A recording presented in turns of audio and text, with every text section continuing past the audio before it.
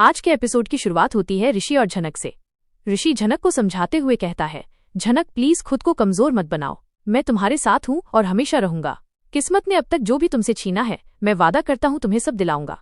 लेकिन झनक उदास होकर जवाब देती है, अब मुझे कुछ भी नहीं चाहिए, मेरी अम्मा ही मेरी दुनिया थी, मैं जो भी करती थी उन्हीं के लिए करती थी। अब जब वो नहीं रही तो मुझे जीने का कोई शौक नहीं बचा। ऋषि उसे समझाता है, देखो झनक, माँ को खोना बहुत दर्दनाक है, लेकिन इसका मतलब ये नहीं कि तुम अपनी पूरी जिंदगी खत्म समझ लो। तुम्हारे आगे अभी पूरा भविष्य पड़ा है, तुम्हें जीना होगा, आगे बढ़ना होगा।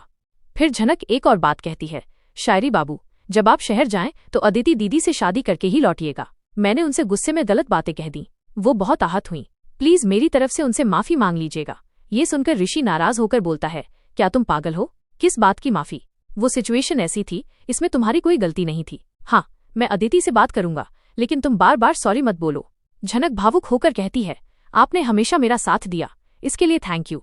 ऋषि मुस्कुराते हुए जवाब देता है, मुझे पता है तुम सोचती हो मैं बुरा इंसान हूँ, लेकिन सच ये है कि मैं उतना भी बुरा नहीं हूँ। हाँ, मानता हूँ कि पहले हमने तुम्हारे साथ बहुत गलत किया, तुम्हें अपमानित किया, लेकिन तुमने कभी किसी मौके का फायदा नहीं उठाया। कोई और लड़की होती तो शायद केस कर देती, पर तुमने ऐसा कभी नहीं किया। इधर गांव वाले ऋषि को विदा करने आते हैं। पराशर कहते हैं, दामाद बाबू, अगर आप कुछ दिन और रुक जाते तो अच्छा रहता, बिटिया का मन भी लग जाता।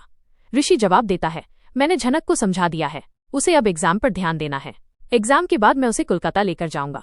पराशर फिर भी रुकने की गुजारिश करते हैं, लेकिन अचानक बीच में बोल पड़ती है, बाबूजी आपको पता है इन्हें कितना काम रहता है, बार बार इनसे ऐसे मत कहिए, वैसे भी मुझे एग्जाम देना है, उसके बाद ही कोलकाता जाना होगा। ये सुनकर पराशर भावुक होकर कहते हैं, बिटिया तुम्हें देखकर लगता है तुम कितनी समझदार हो गई हो, तुम अब अपने ससुराल और पति की जिम्मेदारी समझने लगी हो, ये देखकर मुझे गर्व होता है। ऋषि झनक से विदा लेते हुए कहता है, अच्छे से पढ़ाई करना, किसी भी मदद की जरूरत पड़े तो मुझे कॉल करना। दोनों एक दूसरे को देखकर भावुक हो जाते हैं, आंखों में प्यार झलकता है, लेकिन शब्द नहीं निकलते। ऋषि वहां से चला जाता है। दूसरी ओर अदिति और अनिरुद्ध घर लौटते हैं। अदिति गुस्से में कहती है, मैंने अपना डिसीजन ले लिया है, मैं ऋषि से शादी नहीं करूंगी। जब उसके लिए झनक इतनी अहमियत रखती है तो मेरी क्या जरूरत, मैं ऐसे रिश्ते में नहीं रह सकती। घर वाले चौंक जाते हैं। जेठू उसे समझाने की कोशिश करते हैं, बेटा तुम गलत समझ रही हो, ऋषि सिर्फ झनक का साथ देने गया था क्योंकि उसने अपनी माँ खो दी थी। इसका मतलब ये नहीं कि वो उसे अपनी पत्नी मानता है। लेकिन अदिति मानने को तैयार नहीं होती। वो कहती है, मेरा प्रेजेंस उसके लिए कोई मायने नहीं रखता। अगर शादी से पहले ही ऐसा है तो शादी के बाद क्या होगा? मैं इस रिश्ते को आगे नहीं बढ़ा सकती। तनुजा, ऋषि की माँ और बाकी सदस्य भी अदिति को समझाने की कोशिश करते हैं, लेकिन अदिति साफ इनकार कर देती है। उधर गांव में झनक उदास होती है। मौसी पूछती हैं, क्या हुआ, दामाद बाबू के जाने से दुखी हो गई क्या?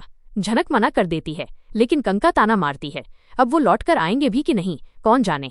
उनकी टिपटॉप मैडम अदिति बहुत सुंदर है, शायद वहीं घर बसा लें, तू यहीं गांव में रह जाएगी। ये सुनकर रानी मौसी डांट देती हैं, चुप हो जा कंका, झनक और ऋषि का रिश्ता पवित्र है।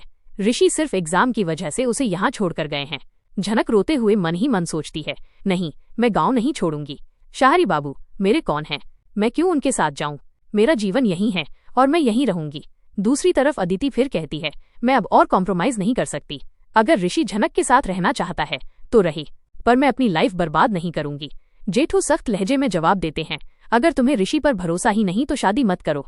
जब प्यार और विश्वास ही नहीं बचा तो मजबूरी का रिश्ता निभाने से अच्छा है रिश्ता तोड़ देना।